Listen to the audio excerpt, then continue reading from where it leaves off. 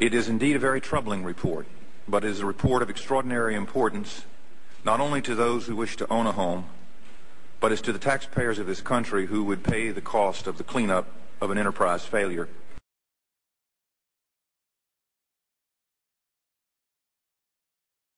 The analysis makes clear that more resources must be brought to bear to ensure the highest standards of conduct are not only required, but more importantly, they are actually met.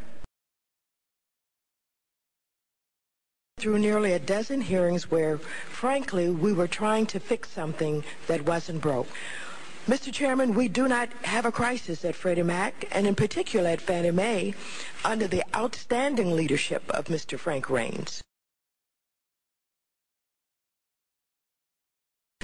And as well as the fact that I'm just pissed off at Ophelia, because if it wasn't for you, I don't think that we'd be here in the first place. And now the problem that we have and that we're faced with is maybe some individuals who wanted to do away with GSEs in the first place, you've given them an excuse to try to have this forum so that we can talk about it and maybe change the direction and the mission of what the GSEs had, which they've done a tremendous job. There's been nothing that was indicated that's wrong, with Fannie Mae. Freddie Mac has come up on its own, and the question that then presents is the competence that your agency has with reference to deciding and regulating these GSEs.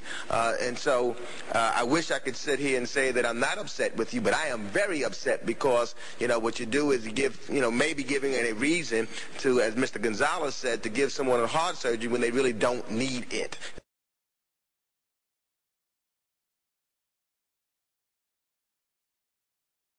In addition to our important oversight role in this committee, I hope that we will move swiftly to create a new regulatory structure for Fannie Mae, for Freddie Mac, and the Federal Home Loan Banks.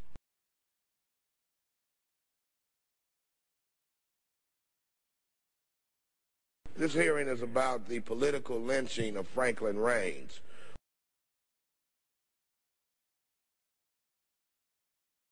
There is a very simple solution. Congress must create a new regulator with powers at least equal to those of other financial regulators, such as the OCC or the Federal Reserve.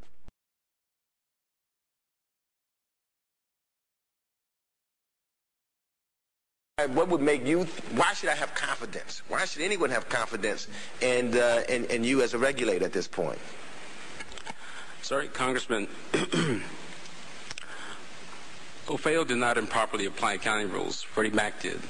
OFAO did not try to manage earnings improperly. Freddie Mac did. So this isn't about the agency engaging in improper conduct. It's about Freddie Mac.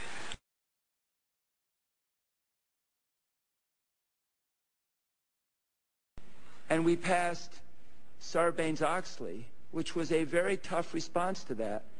And then I realized that Fannie Mae and Freddie Mac wouldn't even come under it. They weren't under the 34 Act. They weren't under the 33 Act.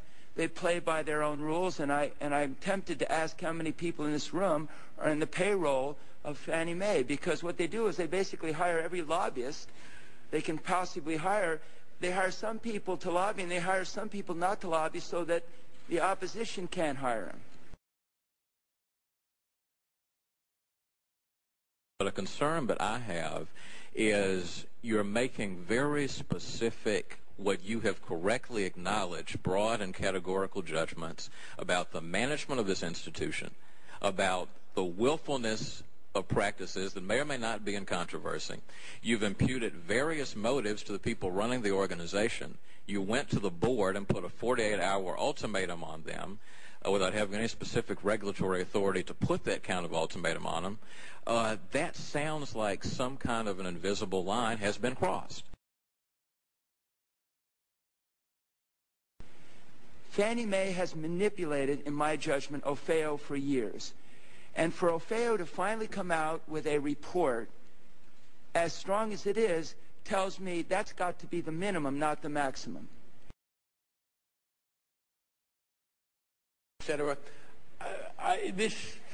You seem to be saying, well, these are in areas which could raise safety and soundness problems. I don't see anything in your report that raises safety and soundness problems.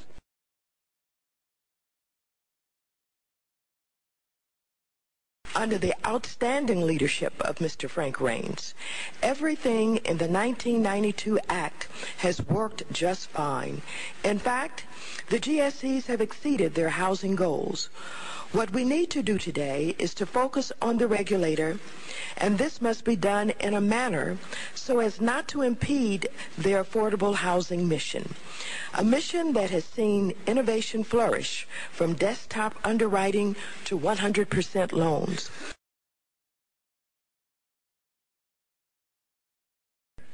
I find this to be inconsistent and a rush to judgment.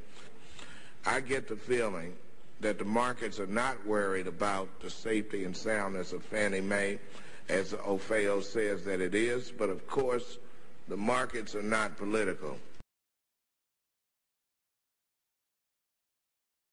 But I have seen nothing in here that suggests that the safety and soundness are at issue, and I think it serves us badly to raise safety and soundness as a kind of a general shibboleth when it does not seem to me to be an issue. Mr. Raines, $1.1 million bonus on a $526,000 salary. Jamie Gorelick, $779,000 bonus on a salary of $567,000.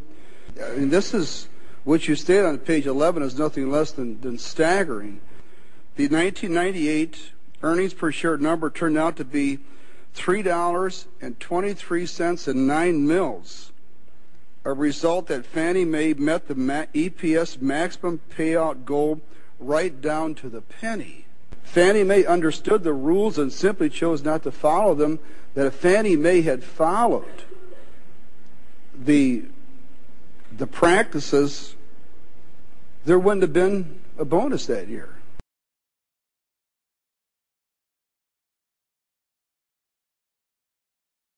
And you have about 3% of your portfolio set aside. If a bank gets below 4%, they are in deep trouble. So I just want you to explain to me why I shouldn't be satisfied with 3%. Because banks there aren't any banks who only have multifamily and single-family loans.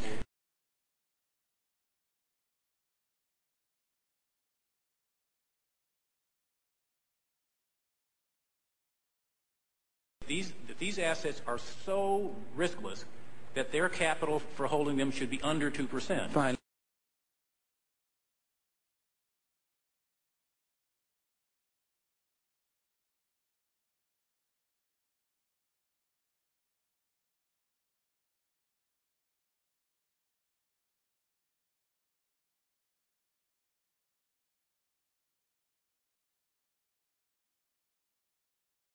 I think the responsibility that the Democrats have may rest more in resisting any efforts by Republicans in the Congress or by me when I was president to put some standards and tighten up a little on Fannie Mae and Freddie Mac.